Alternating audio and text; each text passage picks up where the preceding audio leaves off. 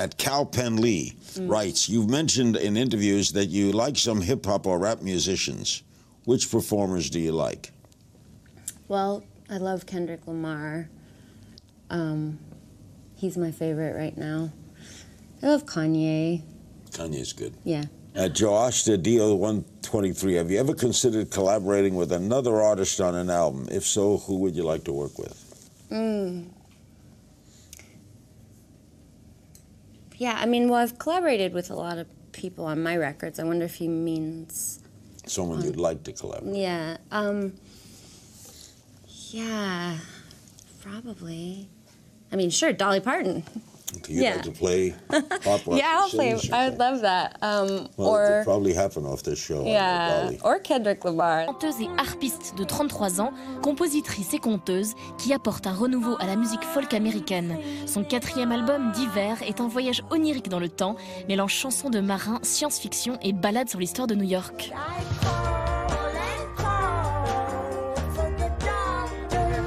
La jeune prodige commence à composer dès l'âge de 5 ans, mais ce n'est que plus tard, à l'université, qu'elle découvre sa voix si particulière de chanteuse. Mais c'est lorsqu'elle découvre la musique ouest-africaine sénégalaise polymétrique qu'un déclic s'opère.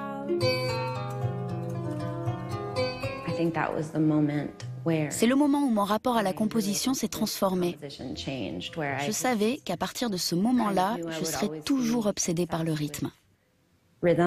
Univers éthéré et hors du temps, Joanna Newsom a fait appel au réalisateur Paul Thomas Anderson, qui l'avait fait tourner dans son dernier film Inherent Vice, mais aussi à l'artiste visuel aquatique Kim Keever pour la création du clip. Dans le travail de Kim Keever, il y a une fenêtre de temps très brève, pendant laquelle les couleurs et la lumière sont exactement ce qu'il recherche. Cet instant où les nuages bougent, les couleurs sont vives, c'est très beau, et en l'espace de 8 minutes, tout redevient noir. Donc entre chaque prise, il fallait attendre presque 4 heures pour retourner. Du coup, lorsqu'on attendait, Paul, le réalisateur, m'a dit « Allez, viens, on va tourner un autre clip dehors en attendant. »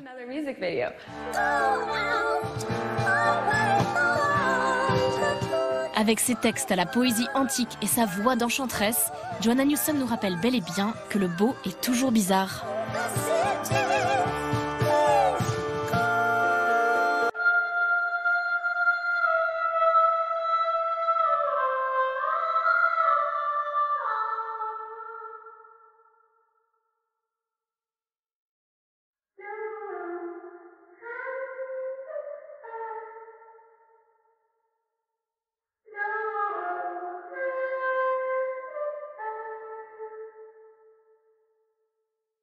Magnifique, magnifique, magnifique, magnifique.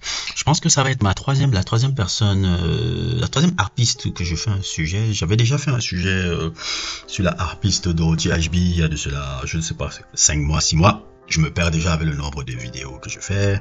Et la seconde, c'était sur Alice Coltrane. Si vous n'avez pas encore vu, n'hésitez pas à le regarder. Je mettrai les liens en description. Et là, on va attaquer encore une autre femme, encore qui était incroyable. Je sais plus la fois comment je l'avais découvert à l'époque. Je crois que c'est quand je me perdais sur le net avec des trucs et j'étais tombé sur cet album là que vous voyez là apparaître dessus qui s'appelle YS, qui était un album de progressive folk avec des progressifs folk, free folk, bref, qui pouvait un peu rappeler un peu la musique d'une dame un peu comme Vashti Bunyan. J'essaierai de faire un sujet sur Vashti Bunyan qui m'a beaucoup inspiré aussi dans ma musique particulièrement, et notamment mon album Si là que vous voyez là qui s'appelle Simo. Vashti Bunyan qui est pour moi aussi la mère de la free folk. Et Joanna Newsom, cet album-là était vraiment tellement génial par sa structuration, par sa fantaisie et sa folie, que j'étais marqué un peu par cette femme-là, et qu'en découvrant que c'est en fait elle joue de la harpe et en ayant cette voix complètement absurde qui est en même temps étrange mais magnifique en fait, et cet album m'avait tellement marqué. J'avais voulu faire, je me suis demandé est-ce que je fais d'abord un sujet sur ça, mais j'ai préféré de faire un sujet sur Divers qui est pour moi son album le plus accessible par rapport à toute sa discographie. Elle est l'album un peu qui a été le plus, je dirais pas le grand public l'a suivi, mais elle est le plus accessible un peu par rapport à sa structure et par rapport à son truc. C'est un album véritablement génial qu'elle avait composé avec, si je me souviens bien encore le nom de celui, je crois qu'il s'appelait Noah quelque chose un peu, je ne sais.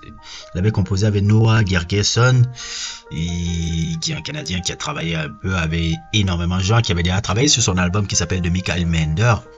Et j'avais ces deux-là ont créé quelque chose avec cet album Divers qui était vraiment l'album que je le considère encore comme l'album le plus accessible de Joanna Newsom, parce que dans toute sa discographie elle a toujours essayé de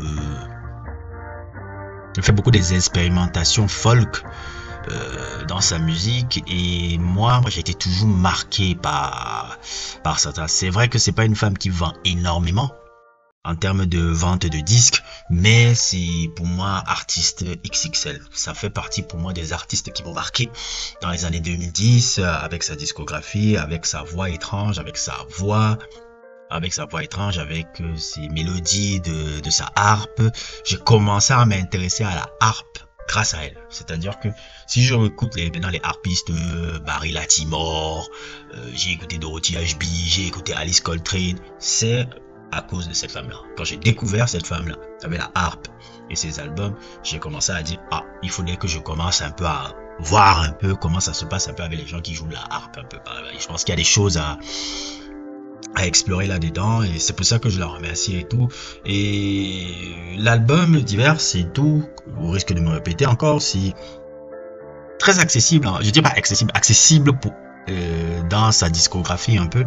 Et le morceau qui est forcément le morceau phare, d'abord Saponican que vous écoutiez dans l'intro, là, Saponican qui, moi, chaque fois que je l'écoute, j'ai même peur de le mettre parce que je veux pas qu'on me strike sur YouTube, parce que je voulais le mettre, mais après j'ai dit, on peut me striker là sur YouTube encore et tout, et ça va gâter complètement le montage que j'aurais fait. Mais Saponican, c'est un chef-d'œuvre. C'est un chef-d'œuvre. Même le clip que Paul Thomas Anderson avait réalisé, apparemment, elle avait travaillé déjà avec Paul Thomas Anderson sur son film là, Inherent Vice, là, que je trouve quand même c'est le film le moins simple, le moins ouf de la superbe filmographie de Paul Thomas Anderson. Bon, ça c'est une parenthèse, mais c'est son film le moins ouf. J'ai jamais compris ce film là. Et de ce film là, elle avait composé la musique, et justement lorsqu'elle tournait le film aussi, parce qu'elle apparaît dans le film, comme vous l'avez vu dans le truc, c'est là où ils se sont improvisés à tourner son clip. Son clip Saponican qui... le clip est simple, mais avec cette mélodie, avec cet envoûtement, moi je regarde ce clip là au moins 3 fois par mois. Saponican, pour moi, ça c'est un chef-d'œuvre absolu.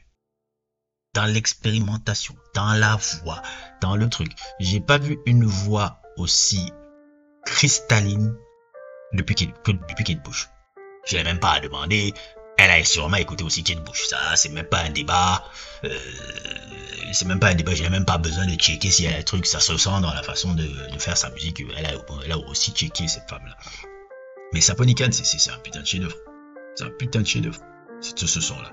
L'album est génial, mais quand tu écoutes Saponican, tu dis non, c'est l'un des plus beaux morceaux des années 2010. L'un des plus beaux morceaux de la musique moderne. Je suis sérieux quand je le dis. Je suis complètement sérieux dans le dire. Et pour moi, qui voulais faire un peu ce mini-sujet, sans pourtant aller en profondeur un peu sur qui elle est mariée un peu aussi à l'acteur Adam Sandberg, un peu là, pour ceux qui sont un peu cinéphiles, là, je crois que vous reconnaissez un peu le zozo là. Et voilà quoi, Divers, c'est un album pour moi, pour les gens qui veulent entrer un peu dans la discographie de Joanna Newsom, au lieu de commencer par ces albums là, parce que je sais que bon, si vous écoutiez YS et Milka Minder là, ça serait un peu trop expérimental pour vous. Mais si vous voulez commencer par la discographie, commencez par Divers. Je crois que c'est son dernier album. Elle n'a pas sorti d'album depuis, si je me trompe pas, elle n'a pas sorti d'album depuis 2015. C'est ça je me demande même qu'est-ce qu'elle fout, parce que ça va bientôt faire 10 ans qu'elle n'a rien sorti. Et je voulais juste faire un sujet un peu sur Joanna Newsom, un peu sur une artiste que moi j'aime beaucoup. Parce que ça, c'est les artistes. Comme je risque de me répéter, hein, vous me voyez faire beaucoup de sujets sur le hip-hop et autres et tout. Mais ça, c'est les artistes que j'écoute au quotidien. Et moi, c'est ça que j'écoute. Ce que vous entendez, ce que vous écoutez, c'est ça que j'écoute. C'est pas trop, parce qu'on me voit beaucoup faire les trucs sur hip-hop, les trucs, on a l'impression que non, pas du tout. C'est mes sujets que j'aime beaucoup plus traiter. C'est le sujet que j'aime beaucoup plus traiter. Et moi, faire découvrir un peu à une frange de mes abonnés un peu cet artiste, je crois qu'il y en a quelques qui connaissent déjà qui est Joanna Newsom, me fait toujours entièrement plaisir. Et si vous voulez entrer dans la discographie de cette femme, commencez par Diverse. Diverse est un fabuleux album, l'un des meilleurs albums de l'année 2015. Et voilà quoi. N'hésitez pas à liker, n'hésitez pas à vous abonner et à plus pour d'autres aventures.